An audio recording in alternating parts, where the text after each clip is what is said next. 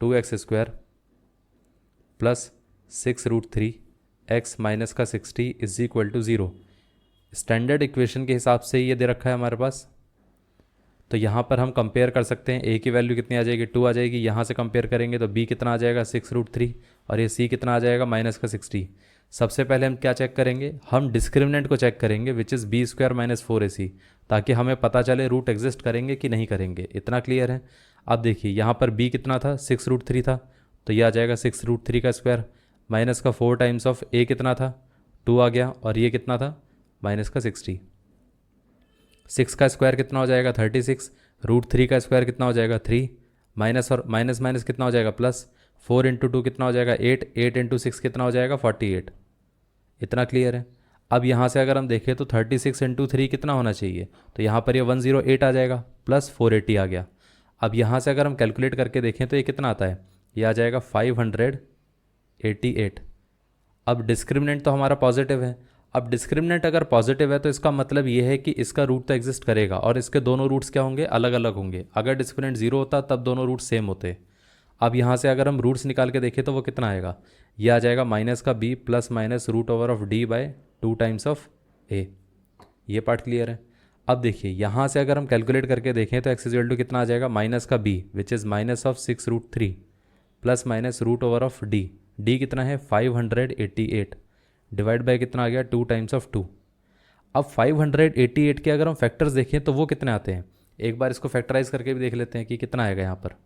अब यहाँ से देखिए 588 को अगर हम देखें तो 2 से डिवाइड कर सकते हैं विच इज़ 294। इसको भी फर्दर 2 से डिवाइड कर सकते हैं तो ये कितना आ जाएगा, ये आ जाएगा 1, यहाँ पर ये 4, यहाँ पर ये 7। अब ये 2 से तो डिवाइड होगा नहीं, लेकिन ये 3 से क्या डिवाइड हो सकता है, 3 4 12 आ जाएगा, फिर यहाँ पर 3 9 27, और यहाँ पर ये कितना आ जाएगा 7 एंड दिस वन इज़ 7। तो इसका अगर हम फैक्टर करके देखें तो वो कितना आ जाता है माइनस का 6√3 प्लस माइनस ये कितना था 2² और ये कितना है 3 इंटू 7², 3 इंटू 7²। ये पार्ट क्लियर है। बाई कितना आ गया 2 इंटू 2। इतना क्लियर है। अब जो स्क्वायर वाला टर्म है स्क्वायर रूट से जब बाहर आएगा तो वो स्क्वायर हट जाएगा, तो बचेगा कितना माइनस का 6√3 प्लस माइनस ये आ जाएगा 2 इंटू 7√3। ये इतना क्लियर है। अब ये 2 इंटू 2 कितना हो गया 4 हो गया। अब यहाँ से देखो ये आ गया माइनस का 6√3 प्लस माइनस 14√3 बाय 4।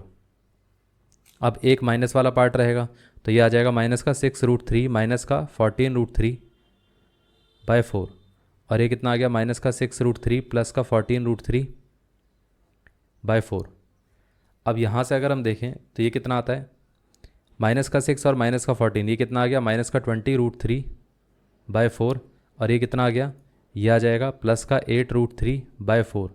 4 से इसको कैंसिल आउट करेंगे तो ये 2 आ जाएगा। अगर हम 20 को 4 से कैंसिल आउट करें तो यहाँ पर 5 आ जाएगा। तो हमारे पास रूट्स कौन कौन से आ गए, x इक्वल टू माइनस का 5√3 और एक रूट आ गया 2√3। ये आंसर है।